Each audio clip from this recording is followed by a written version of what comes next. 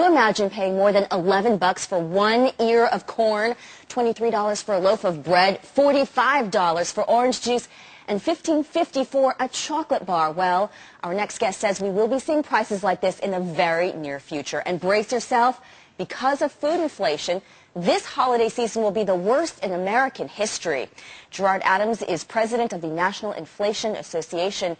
Gerard, welcome to you. So we all know the macro picture with the Fed and quantitative easing, flooding dollars into the system, more dollars equal higher inflation. But you are saying food inflation will take over next year as our biggest crisis, more so than the mortgage mess, unemployment. Why is that, and why aren't more people as concerned as you are?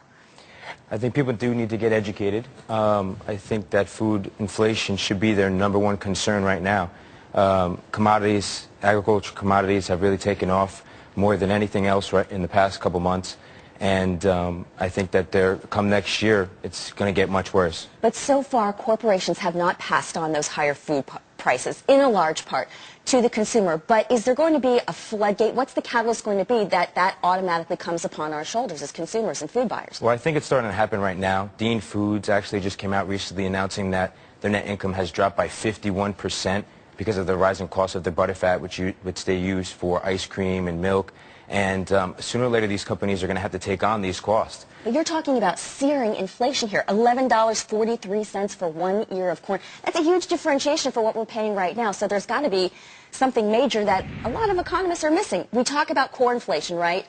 The Federal Reserve says core inflation is pretty limited, but when you put in the volatile food and energy component, then it gets scary. But, I mean, you're talking about prices going up for the holiday season. That could cause a run on the grocery store, so let's be really careful here. So what's the difference? What's the disconnect? I think it's really going to get bad for the holiday season, but I think it's going to get even worse coming into next year.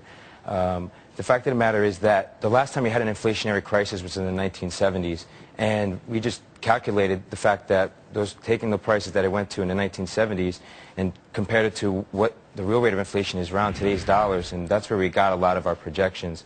And $23 for a 24-ounce loaf of wheat bread. It's astronomical. $77 for an 11-ounce container of Folgers coffee. Give me a snapshot. Give me a better understanding of how you do your research.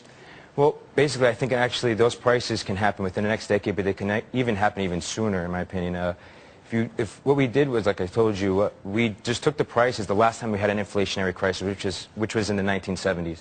I feel that the economic status right now is much worse than it was in the 70s. So I took the prices of those commodities when they hit their highs in the 70s, and I just calculated what those prices would be in today's dollars based on the real rate of inflation.